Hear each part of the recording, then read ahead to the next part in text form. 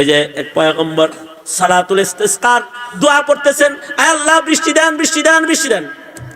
না না, বৃষ্টি দিব না, ইস্তিসকার মাঠে তোমাদের তওবা কবুল হবে না।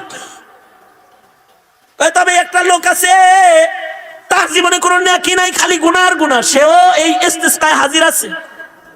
তাকে এই মুহূর্তে এই মাঠ থেকে সকলের সামনে বের হয়ে যেতে কও মুসা। পয়গম্বর বলে, কে আসোস রে, তোর কারণে আমাদের তওবা কবুল হয় না, যা বাইরে হয়ে যা। আল্লাহ বলছে তুই বাইর হলে বৃষ্টি হবে।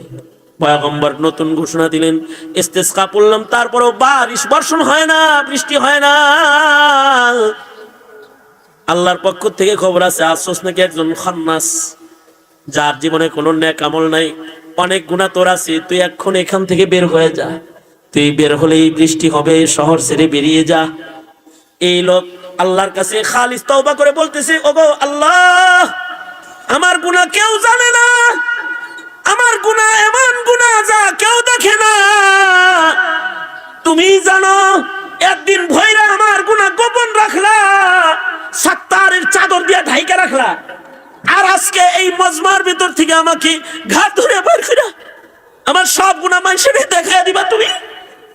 আয় আল্লাহ, আমি তোমার কাছে তওবা করতেছি, ওগো আল্লাহ, তুমি মেহেরবানি করে আমার গুনাহকে কারোর কাছে ফাঁস করো না। আল্লাহ, তুমি আমাকে মাফ করে দাও। আমি তওবার মাধ্যমে তোমার দুয়ারে হাজির হয়ে গেছি আল্লাহ, আর জিন্দেগিতে গুনাহ করব না। খালিস তওবা করে আলাইছে, সাথে সাথে বৃষ্টি হয়ে গেছে। মুসা নবী বলে, আল্লাহ, একজন রে বাইরে হইতে বললা, সে না বাইর হইলে বৃষ্টি দিবা না।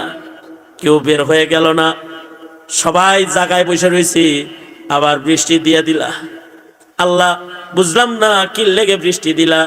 আল্লাহ বলে, মুসা, যার কারণে বৃষ্টি বন্ধ করছিলাম তার কারণে বৃষ্টি চালু করেছি, এর কারণে বৃষ্টি বন্ধ করে দিয়েছিলাম, কিন্তু সে আমার সাথে কানেকশন লাগায় ফেলেছে। সে তোমাদের সবাইকে না জানিয়ে সরাসরি আমার কুদরতে কদম ধরে ফেলাইছে, আমার কাছে মাপ চায়া ফেলাইছে। সে ওয়াদা করেছে আর কোনোদিন গুনাহ করবে না। আমি সত্তারুল উয়ুব গফফারুজ যুনুব, আমি কি তার গুনাহ মাফ না করে পারি নাকি? লা তাকনাতু মির রাহমাতিল্লাহ, আল্লাহ বলে, লা তাকনাতু মির রাহমাতিল্লাহ, ইন্নাল্লাহা ইয়াগফিরুজ যুনুবা জামিআ।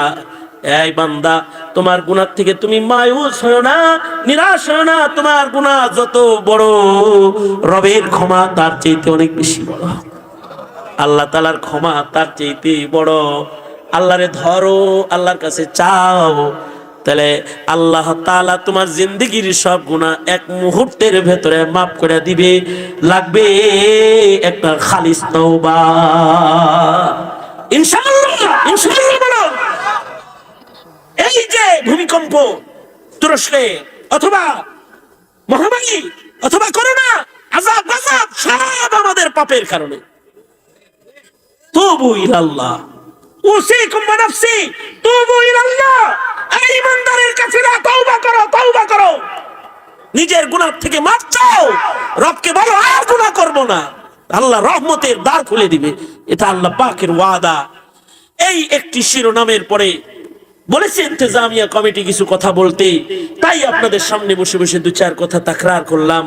এর থেকে যদি কোনো কথা আপনার হৃদয়ে লেগে থাকে, আল্লাহ তাআলা এর বরকতে খালিস তওবা আপনাকে আমাকে নসিব করুন, এ তামান্না রেখে সংক্ষিপ্ত কথা এখানেই শেষ।